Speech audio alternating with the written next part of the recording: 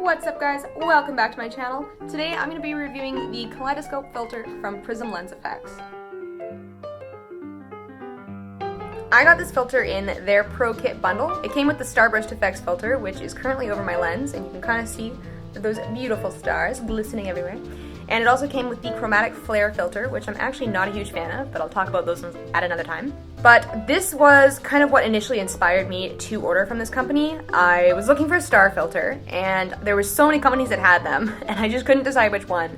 And then I saw this star filter in the bundle with the Kaleidoscope filter, and I was just like, alright, well, I'm definitely gonna get the Kaleidoscope filter because that is right up my alley. This is currently on their website going for $70, and I believe the Pro Kit is $135. So you get 3 filters, usually $70 each, for $135. So it's a pretty good deal. Shipping was a little expensive for me. It was about $40 to ship it, and then there was another $40 of import fees, but if you're living in the United States, then those import fees will not apply. The second time I bought things from Prism Lens Effects, the import fees were only about $20. They have since switched from using the United States Postal Service to using UPS, and that made the import fees quite a bit cheaper for some reason, so shipping is cheaper now. It's great. Before I get too far into this review, I should mention that this is a 77mm filter, which I believe is the only size that it comes in, which works just perfectly for my 24 to 70mm lens. This prism is very beautiful. It's just beautiful to look at, as well as in photographs. I also would consider it to be a cruel mistress of sorts. It can be quite beautiful and lovely, and it can also be very unpredictable, which I think is just the nature of any prism. You know, I don't think that's an issue with the product itself, and that's part of what makes prism photography so unique and interesting. It is a handmade filter. You can see videos on their Instagram of how these are actually made, which I find fascinating. I also have found that my camera doesn't have nearly as much of a problem focusing when this is on the lens as it does when the linear prism is on the lens. So in my last video, I showed you guys this filter, which is their linear prism filter, and my camera's autofocus has a really hard time with this one, especially when it's kind of on an angle.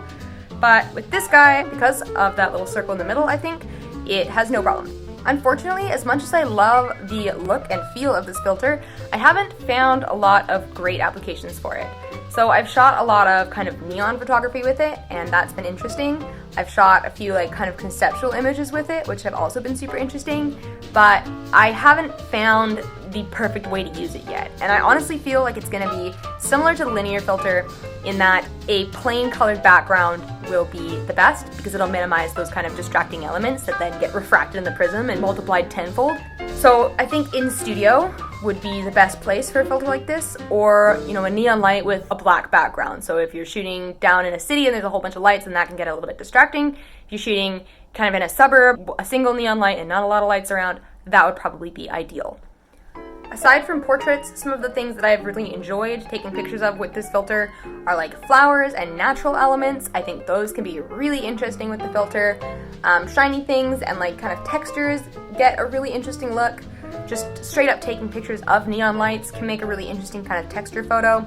Things like that. Honestly, having this filter has really inspired me to want to get into videography a little bit more, because I feel like it would actually be way better for somebody making video than somebody making a photo because of this rotation element you have. So as you're rotating it, you know, say you're doing a music video or something, and there's tons of examples of this, but it's just like this really interesting kind of look. And if you got a whole bunch of like flashing lights and things, I can imagine it looking really, really cool. That doesn't really come through in photos so much. So if you're a videographer and you're shooting a lot of very creative and avant-garde material, this would be a great filter for you to try out.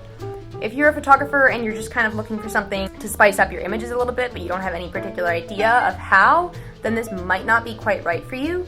I found that it is, you know, a little bit busy. The photos do get a little bit busy. I need to really find a perfect spot to shoot with it before I'm able to use it to its full potential. That said, I have gotten some really cool shots with this. I am really glad that I have it. I actually love it, and I love, again, the way that it looks. It's just so beautiful. Overall though, I would definitely say that the FX Filter Pro Kit that this Kaleidoscope filter comes in is well worth the money, especially with the Starburst Effects filter, which goes for, you know, $70 to $100 anywhere else.